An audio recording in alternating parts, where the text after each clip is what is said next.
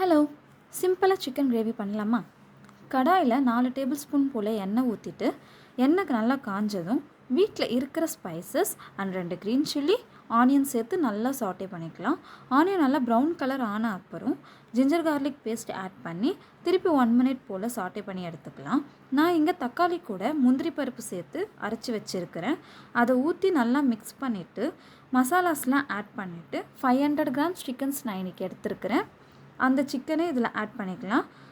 கிரேவிக்கு தேவையான சால்ட் சேர்த்து சிக்கன் 90% குக் ஆகிற அளவுக்கு குக் பண்ணி எடுத்துக்கலாம். இந்த ரெசிபியோட ஃபுல் இன்க்ரீடியன்ஸ் லிஸ்ட் நான் கமெண்ட்டில் கொடுத்துருக்குறேன், மிஸ் பண்ணாமல் செக் பண்ணிவிடுங்க.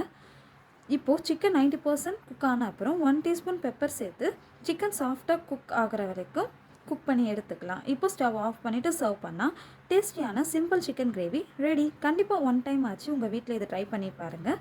டேஸ்ட் அல்டிமேட்டாக இருக்கும். நெக்ஸ்ட் வீடியோவில் பார்க்கலாம். பாய்.